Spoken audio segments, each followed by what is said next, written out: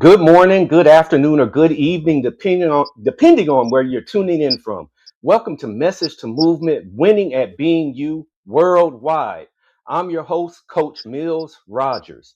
This is a space where we have real conversations with people who are using their voice, their experiences, and their purpose to create impact, not just for themselves, but for others.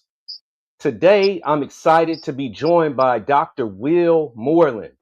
We're going to talk about leadership, transformation, and what it actually looks like to win at being who you are without pretending or performing. If you're watching live, feel free to drop where you're watching from in the comments. Now, let's get into it. Dr. Will Moreland is a leadership expert, best-selling author, and former military officer with over 30 years of experience developing leaders and high-performing teams. He has worked across military, government, nonprofit, and corporate environments, helping organizations drive excellence through clarity, ownership, and culture. Dr. Moreland is the creator of the Beyond 9 to 5 framework, a leadership and culture reset designed to move teams from compliance to commitment. His work is grounded in real world results and focused on helping leaders take care of people while delivering mission driven performance. Dr. Will, I'm glad to have you today. My man, Coach Mills, man, I'm super excited to be here with you, man. Thank you for the invite. So, for people who don't know who you are yet, how do you usually explain what you help people with? Oh, yeah, that's a good question. And so for me, man, I am a leadership expert. I work with leaders from different types of organizations, as you said in my bio, throughout the government, throughout nonprofit. And my overall mission is just to help leaders go from being average leaders to being phenomenal leaders. Awesome, awesome. And so I followed you for a few years now, man, and you have a real compelling story. And so I want to kind of talk a little bit about that. You came from Compton, and we've all us Generation Xers, we all know about Compton. And so you were kind of deep into that. And so when you look back at your teenage years in Compton, you obviously had a mindset shift. And so what mindset shift saved you? And if you want to talk a little bit more about where you was at and then how you got to where you're at now, go for it.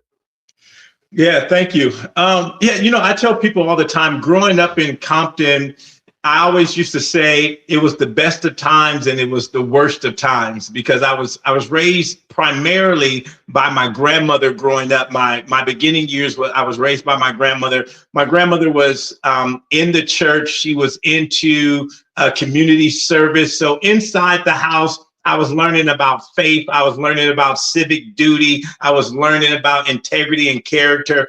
All of those things that make you a good person.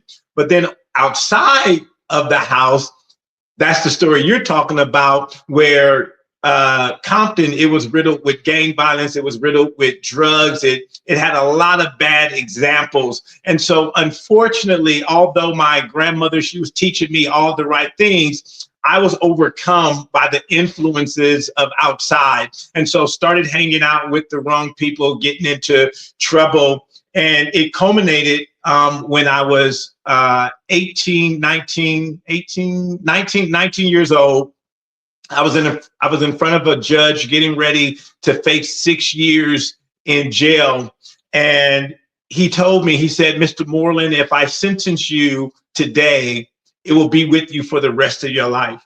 What I'm going to do for you is I'm going to give you 2 weeks. I'm going to give you 2 weeks to figure out what you're going to do with your life. And I want you to come back to this court and tell me." Well, Mills, to be honest with you, I had no clue what I was going to do, what I was going to say. So when I left that courtroom, in my mind, I was on a 2-week hiatus before I went to jail for 6 years. So in my mind, I was getting ready to go party with all my friends. It was like the going away party, right? And as God would have it, 3 days before I was supposed to return back to court, I was in the mall, walking around the mall, just, aimlessly walking around. And a gentleman by the name of Corey Oliver walked up to me and said, "Have you ever thought about joining the military?" And when he asked me that question, I looked him in the eyes. And I don't know if you've ever had this moment, or if anybody listening to us right now has ever had that moment of you made a decision and you weren't fully aware where that decision was going to lead. You weren't really aware of the impact that that decision was going to have. But when I told Corey, I said, "Come on, let's go." He looked at me and he's like, "Are you serious?" Because a couple of days later, he told me that he had walked that mall as an Army recruiter for a whole year and hadn't put anybody in the military. So he was as shocked as I was when I said yes. And so to go all the way back to your question, what was the mental shift? Even before I knew it, the shift was you got to make better choices. That was the first thing I did without even realizing what I was doing. I made a better choice for my life. When I said, "Come on, let's go," and I said I was going to go into the United States Army, that was a choice that I didn't fully understand the weight of right then, but it absolutely began the transformation process in my life. Wow, man, that's an awesome story. And so you were in the streets, and in the streets, in the gangs, there's a hierarchy. There's Mhm. leadership. And I know that you're a leadership expert. And so what parallels do you see with the leadership that maybe you experienced in that gang environment that are similar, or lessons that could be learned that can be carried to a corporate environment? Man, that's a powerful question. And many people don't ask me that question, but I really do lean on a lot of things that I learned growing up in the inner city, things that I learned, even though it was a negative to be in a gang, I really did learn some positives. So when you think about leadership and you think about influence, that's what leadership really is. It's influence. And so when I look at the people that I used to model inside the gang, why they had influence, it was their reputation. Wherever that reputation was, it was their reputation. So even when I look at corporate America and I look at leadership inside corporate America, you're going to be measured by your reputation. What do other people think about you? And so when I look at that parallel, when I look up the people that I used to look up to, they had what we would call in the street name recognition, right? So when you think about a leader inside of corporate America, what are people saying about you? When I go across this nation and I talk to leaders, I tell them, you're the conversation at the dinner table, whether you know it or not. When that individual gets home, their spouse asks them, "How did today go?" Their interaction with you is probably going to be on the table. You know how Will is. Will was being a jerk again. Or, you know what? I love working for this company because I have an amazing leader. And so when I think about the parallel, leaders had name recognition. They had a reputation of getting things done, right? We called it in the streets, putting in work, right? And so even today, I use that same phraseology, and I say, you got to do the work. So in the street, it was putting in the work. In corporate America, you got to do the work. So leaders that do the work, your team is seeing you. They're seeing you not just as the person that's sitting in the office with your feet kicked up and smoking on a cigar, but they really see that you're putting in the work. Wow. And so what you're really talking about is like organization culture, and just the fact that, yeah, as a leader, you have to lead from the front. And so what do you feel is the biggest mistake that leaders often make in regards to trying to establish a winning culture for their organization? Yeah, that's great. One of the biggest mistakes is they expect things that they haven't taught. They expect things that they haven't taught. And so when I was in the military, we would always have inspections. Like we would have room inspections, we would have uniform inspections. And I remember one time we were going through this inspection and I was with my supervisor, and we were inspecting some soldiers, and one of the soldiers didn't have his locker together, something like that. And he said to the first sergeant, he says, "No one ever taught me that. No one ever taught me that." And my first sergeant immediately turned to me and said, "Then Moreland, that's your fault. We can't inspect, or we can't expect something from this soldier that he's never been taught." And so a lot of leaders, they want to have this culture. They want to have this family environment. They want to have this culture of excellence, but they haven't really taught what a culture of excellence is. We think vision and we think mission is words on a picture in the lobby, right? But it's more than just putting up an eagle and putting up, this picture and saying, "Oh, we have a fantastic culture." You got to ask yourself, as a leader, have I really communicated what an excellent culture looks like? Have I really communicated what a winning culture is? And that starts with communication. And I love what you said about the military. I'm mentoring some high school students right now, and a few of them are going in the military. And I tell them, I said, the military is going to teach you everything you need to know. You're coming in their mind as a blank slate, and they're going to show you everything because it's just part of the system. And so I love what you said as far as how that first sergeant turned to you and was like, "Hey, you didn't teach this guy. So Yeah. we can't have that expectation for him." And so, man, great stuff right there. And so, what causes an organization, I guess, just to focus on checking the box as opposed to taking things to a whole nother level? And, I think that's important for organizations, but also for us as individuals. And so, what are your thoughts on that? What has helped you really level up? Yeah. So to really understand that, when you talk about organization culture, when you talk about personal development, it has to be an intentionality there. You have to be intentional. I always tell people success is not an accident. Success is intentional. So when I'm looking Mm, at personal development, whether I'm looking at organizational success, I'm talking to leaders and I'm saying, okay, what are we intentional about? For me, it starts with a vision. It starts with a vision. And so for your life and for your organization, what's that vision? Where do you see yourself 3 years from now, 5 years from now, 10 years from now? Because I want you to understand that it's going to be a journey. It's not going to happen overnight. And a lot of times we want things to happen overnight. We want things to happen just because it's a desire, but that's not going to happen. When I talk about changing your life, when I talk about, for me, when I go back to that 19-year-old kid, I had been living like this with this mindset for 19 years. That was the mindset. So let me give you a quick example. So when I joined the military, I go to basic training, I go to my AIT, and now I'm at my duty station. That's about a 4 to 6 month process from me being removed from the streets. So I'm in a new environment. I'm in a new location. I'm stationed in Germany. I'm 8,000 miles away from Compton physically, but mentally, I'm still in Compton. And so what did that mean?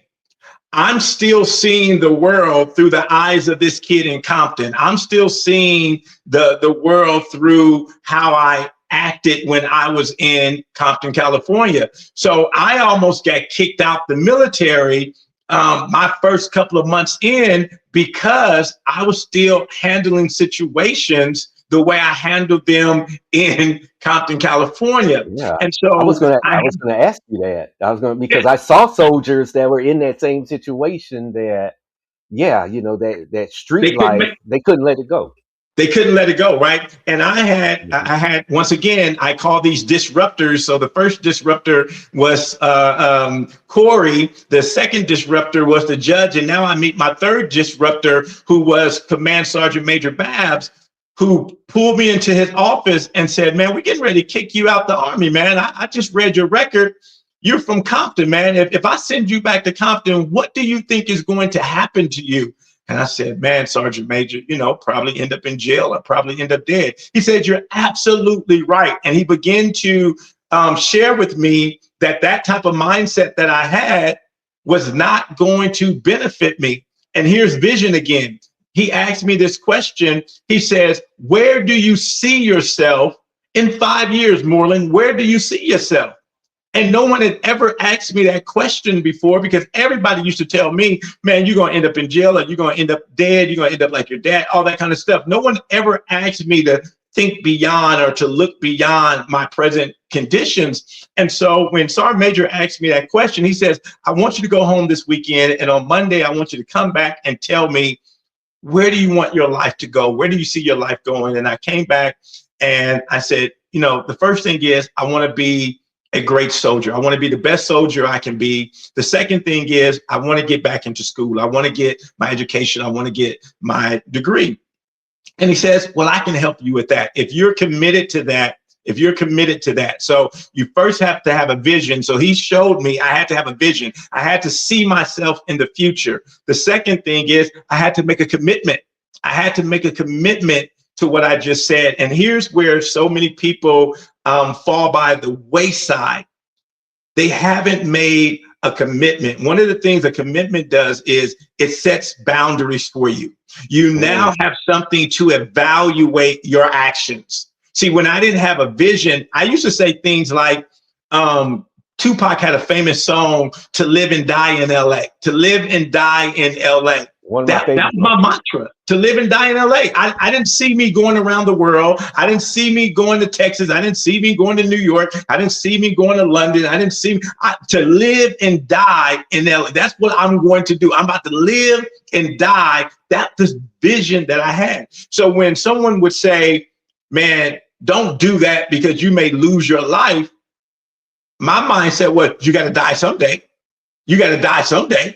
I had no vision, right? So as I look here in my office, I have two beautiful pictures of my grandkids, Nyla and Aaron. I have a vision. I want to see them graduate high school.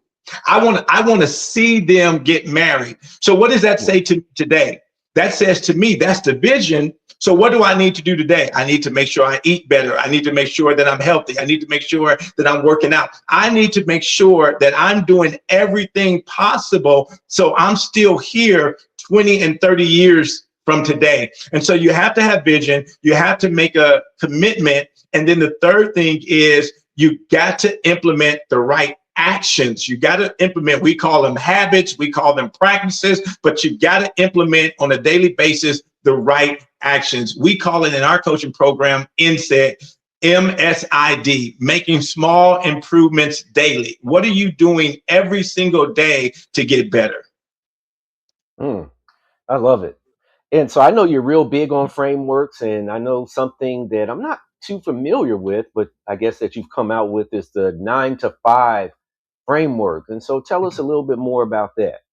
Yeah, man, I'm really super excited about the Beyond 9 to 5 framework. And I pulled this from my days in the military. So you'll remember this, that in the military, when you're a leader, you're responsible for those you lead 24 hours a day. That's very different than traditional corporate 9 to 5. You're usually responsible for your employees when they clock in and when they clock out.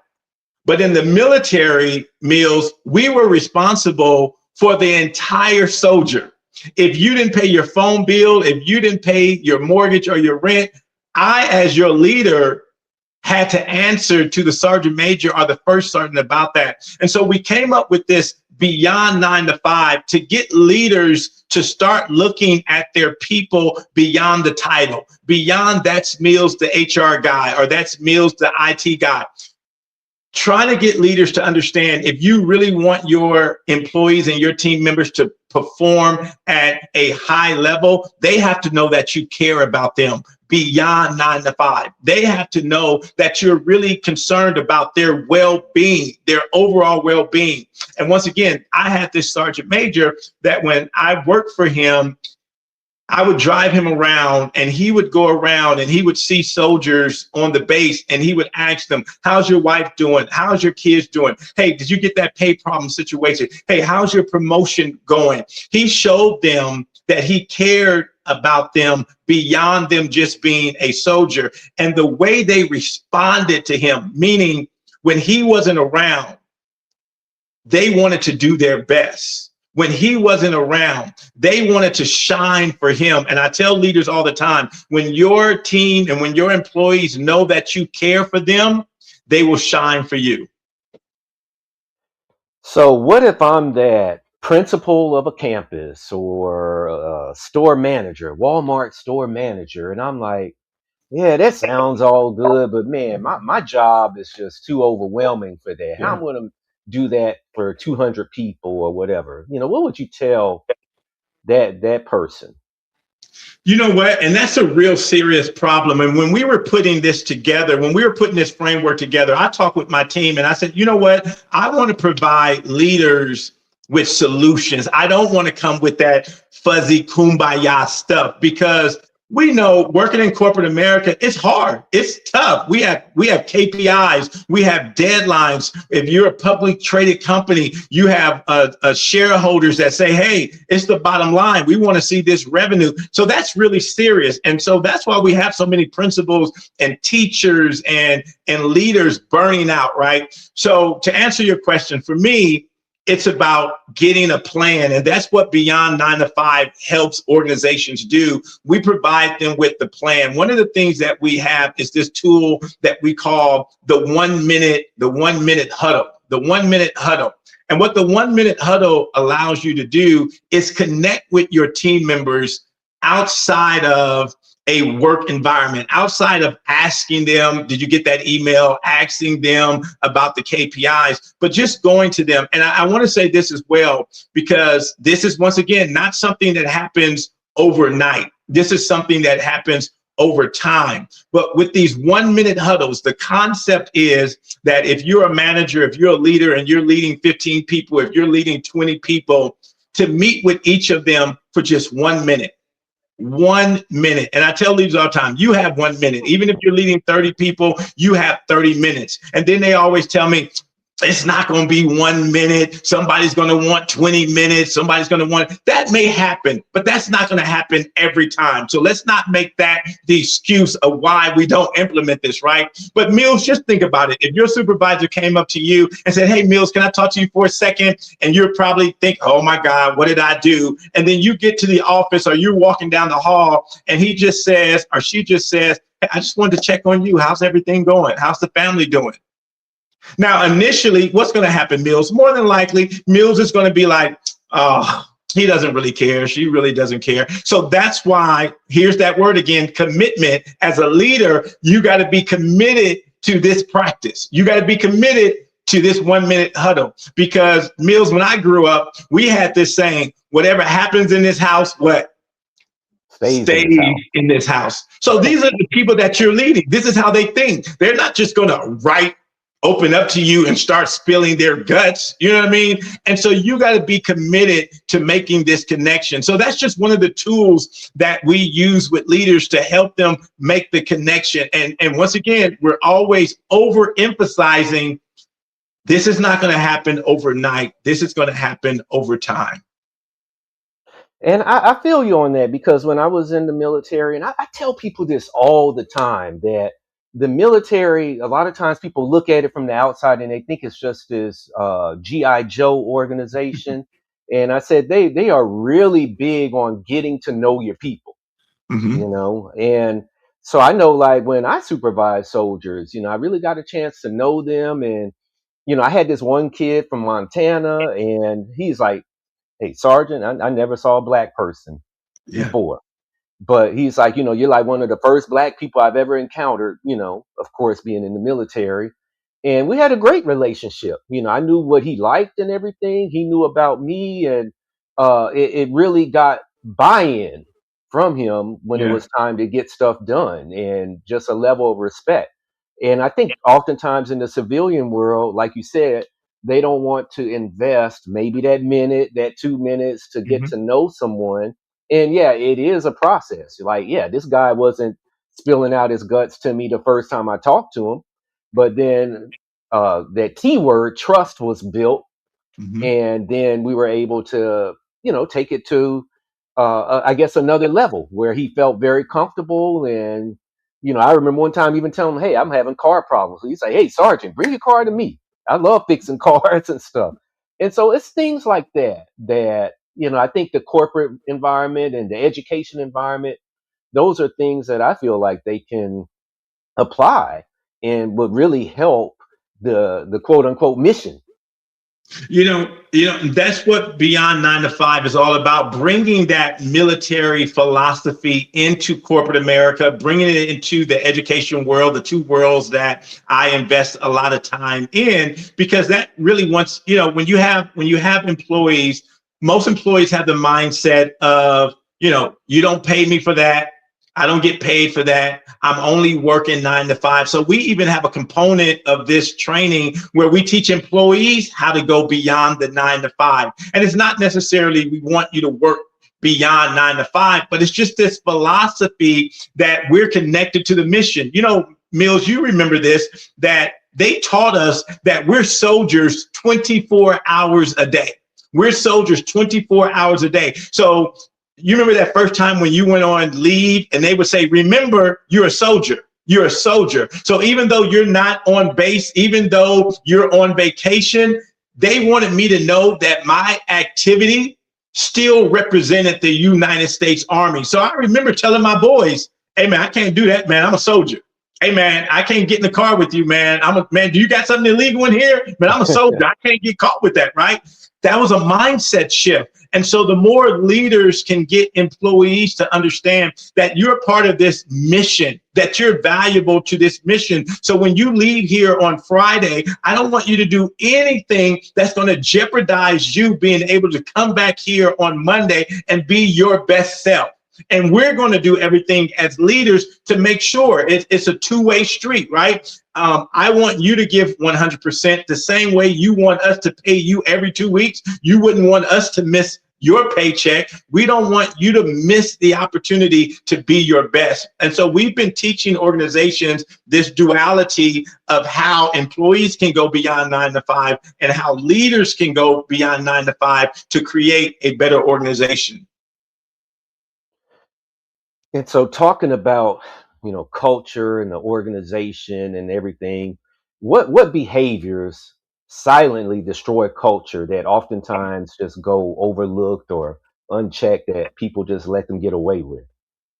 Yeah, and so one of the big ones is individuality. Remember, if we're going to win, winning is a team sport. And so a lot of times, many employees, they will get a job, and they will get a job because they need a job, right? They have bills, they have things that they need to pay for, and that's really their mindset. I'm here for my family, us four and no more.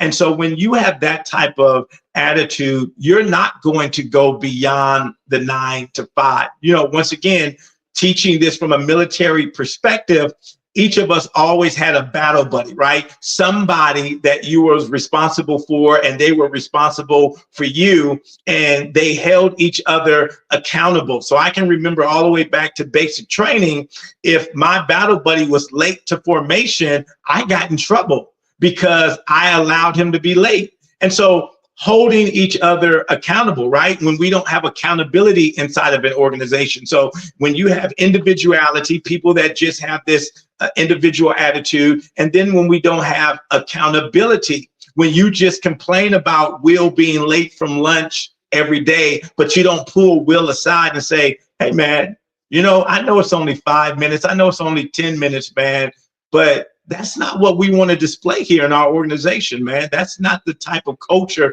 that we want to have. Now, once again, is everybody going to be on board with this? Are you going to have some people that look at you kind of crazy? But overall, we've seen this, we've tested this, we have the numbers on this, that overall, people want to be a part of a winning organization. People want to be held accountable. And so when you have accountability, it leads to this word that we know in the military called standards. Man, what's the standards here? And I tell leaders all the time, whenever I have a team, I tell them, this is the standard. Inside our company, we have this thing inside the MTA. Our number one rule is don't be a jerk. Don't be a jerk. And jerk is an acronym that stands for don't be judgmental. Don't be egotistical. Don't be repulsive, and don't be a knucklehead. And so if you're displaying any of those behaviors, someone is going to pull you to the side and say, hey, man, you've been a jerk. You've been a jerk. And we don't want any jerks working in our organization. And so we share this with the organizations that we work with. You got to have a standard. And I tell my employees, listen, I will never fire you. The standard will fire you. I'll never fire you because I'm going to hold you to the standard. And if you violate the standard, that's how you take emotion out of it. You can be my best friend, my best buddy, whatever. You can be a family member. If you violate the standard, because I'm here to uphold the standard. So if you violate the standard, then the standard is what fired you and not the company. Wow. Oh, I love that. Don't be a jerk. Don't be a jerk, man. So I'm going to take this in a more, I guess, personal development direction. And so with, us men, a lot of times we have, this is something, I don't know if there's sound or something. I'm hearing different sounds. Okay, there we go. As men, you talked about standards, and I love that. I've been looking at this one book by Scott Galloway. It's called Notes to Be a Man. And one of the things he talks about is that as men, we do need to have high standards for ourselves. We need to have a commitment to excellence. And, you're a man who has, had a huge transformation throughout your life. And so just want you to kind of maybe give your thoughts on how your standards for yourself, how your commitment to excellence have evolved over time. Great question. Once again, the standard, let me say this, and just specifically talking to manhood, it's hard. It's hard to be a man, right? It's hard. I was just talking to my son-in-law, and I was sharing with him, they just welcomed our second grandchild. And I told him, I said, to be a good father, it's hard. It's hard. That's why a lot of people punch out. That's why a lot of people walk away, because it's hard. To be a great father is not just to be present. For me, I didn't grow up with my father. And so level one was, okay, if I'm just in the house, that's enough. Then I realized, no, that's not enough just to be in the house. I have to have conversations. I have to set the standard. And so I told my son-in-law, I said, okay, you have a daughter now and you have a son now. Your son is going to watch you and see how you treat women. More importantly, his mother. Your daughter is going to see how you treat her mom to know how a woman should be treated.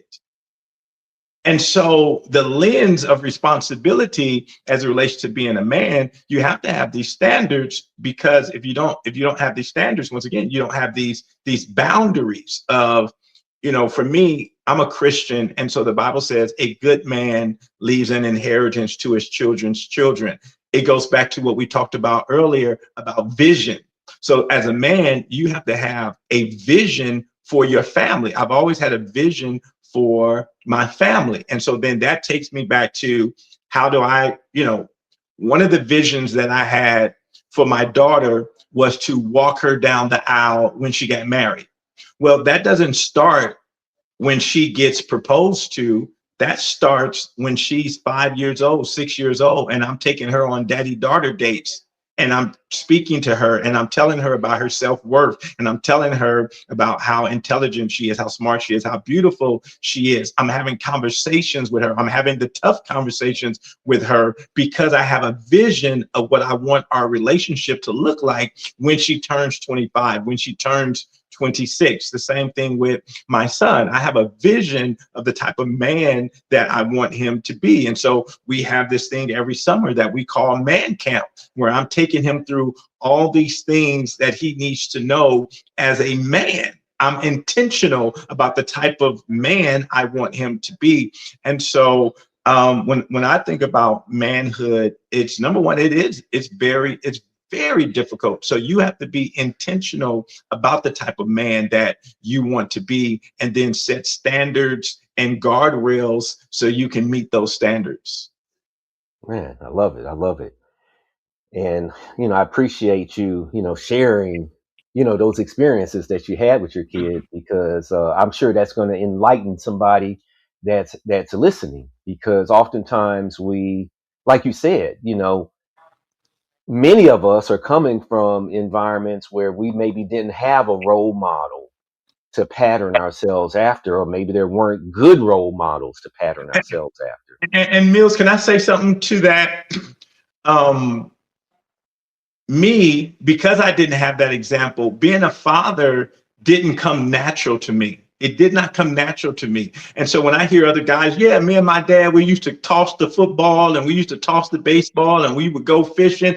I didn't have any of that. And so I remember one day, I'm at the gas station and my son is in the back seat and I get out to pump the gas and he's sitting in the back seat. And I thought for a minute, wait a minute, why am I out here pumping the gas and he's sitting in the car?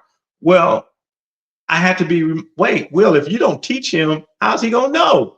And so, but that didn't come first nature to me. It wasn't first nature to me. And so I had to be intentional. So I read books, I read, articles on how to raise kids. And so once again, to the men that are listening to me, even though you didn't have the example, that can't still be an excuse. You have to be intentional about being a better father. And just once again, being present isn't enough, right? I realized that I had to have time with, my wife taught me this. We're entrepreneurs, Mills, and we're always trying to kill two birds with one stone. And so I would try to kill two birds with one stone, and I would be like, okay, we're going to this event. I got to go speak. I'm just going to take my wife with me, and that's going to be date night. So that's going to be date night. We get a free meal. And she came back and was like, bruh, that's not date night. That don't even count, right?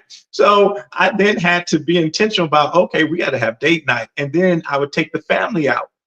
And then I realized, oh, okay, but taking the family out is not investing one-on-one time with my son. Taking the family out is not investing one-on-one time with my daughter. And so I had a guy by the name of Dr. David, Dr. Phelps.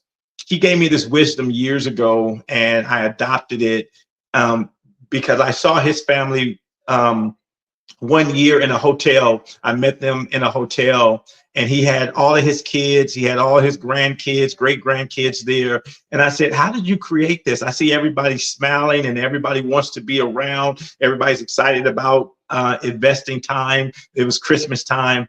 And he says, he was a dentist. He said earlier on when I had my practice, I didn't have anything in my life that was going to compete for my family's time. So he said, as my other friends were going out golfing and all that type of stuff, he said, I didn't get involved in all of that because I wanted to invest time with my family because this is what I wanted when I got older. And so I kind of adopted that. I tried not to have anything. My son is only 15, so he's involved in sports now, and I'm as much as possible at every game and things like that. And when my daughter was in the house, the things that she was involved in, I tried to make sure that I was involved in those things. And so now that my daughter's now married and she has kids now, we just were with her for the whole month of January. And it was a beautiful time. Like, imagine I was in her house and we got along for a whole month. She didn't have to kick me out or anything like that, right? And so, but that's what we always wanted. Every December, her and her husband, they come home to share time with us. And so that's what we wanted, but we had to be intentional about that. Mm. You're really big on being intentional, and I love the examples that you share. But what if we have that listener that's like, well, my life doesn't allow for that, or there's a lot of focus on self-care. And so people talk about, well, hey, you can't always just be devoting your time to your kids or your wife or whatever else. What would you say to those people that, say, hey, you got to kind of have that downtime for yourself too?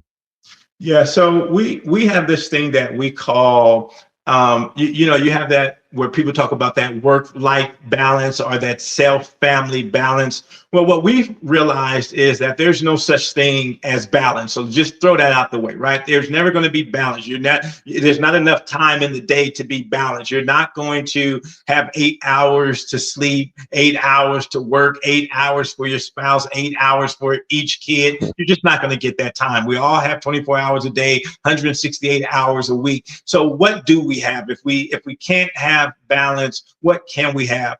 We can have what I call harmony.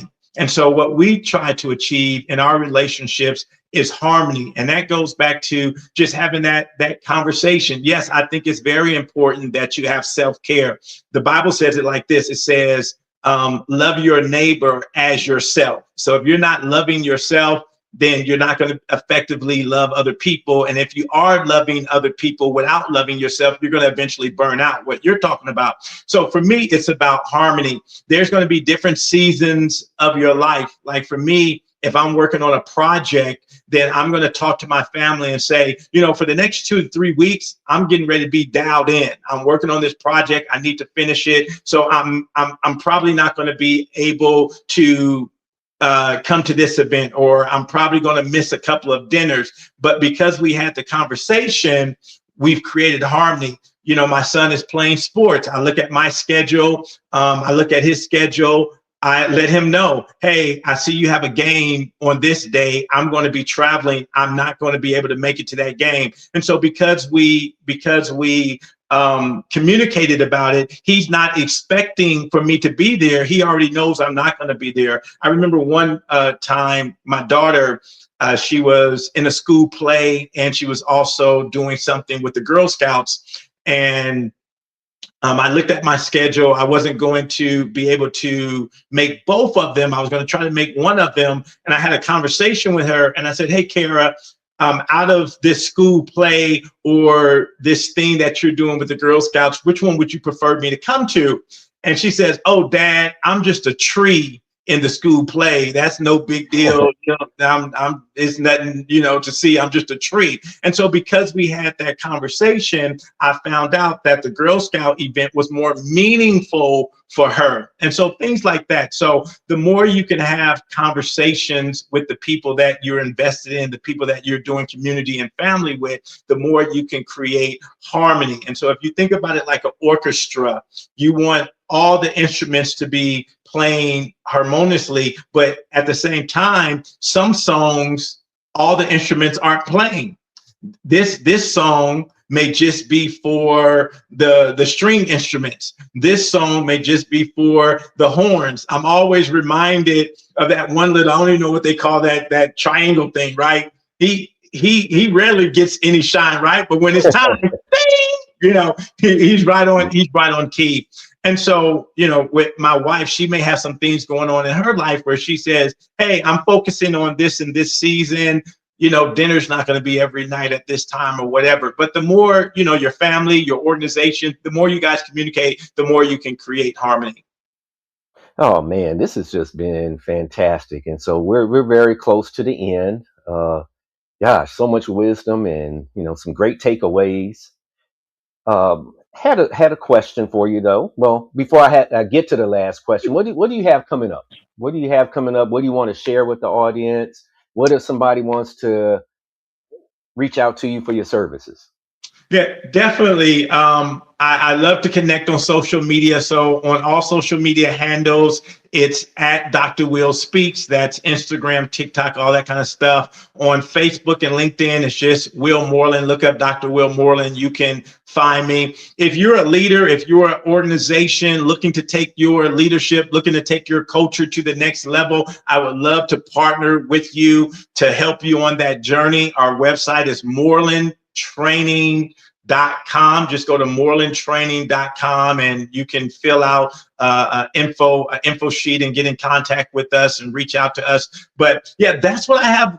Man, we're really excited about this new framework, Beyond 9 to 5. We just launched, and we've just been going around partnering with organizations to help them go to the next level. So that's what really has me super excited, because I really believe that this framework is going to change the culture, the workplace, when both the employee and leadership understand that we have to go beyond the 9 to 5, meaning we have to just go beyond the necessary, go beyond the mundane if we want to create cultures of excellence. My last question.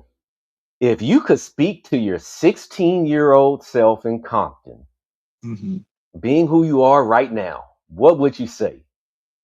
Man, that's a powerful question. 16. I'm thinking about what trouble I was getting into at 16.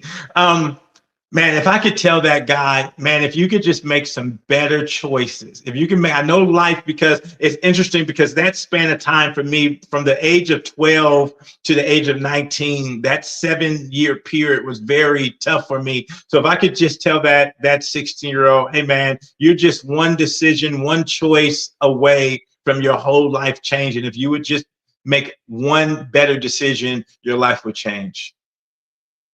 Dr. Will, I thank you so much for coming on our show. I mean, you really blessed us with some great wisdom, and your story is just inspiring. The transformation, I think it can hit home for anyone, male, female, whatever age they are, because transformation can happen at any time. So again, I thank you so much for coming on. Man, I appreciate you, man. And I always want to champion and give you your roses, man, for the community that you have built and for all that you do to serve the speaking industry, the education industry. Thank you so much, man, for showing up in your brilliance. I see you. And so I don't want that to go unrecognized, man. Thank you for the community that you have curated, man. You're always pouring in wisdom to us. And so I appreciate everything you do, man. All right, much appreciated. And so, with that being said, change happens one person at a time, 1 second at a time. Let's go.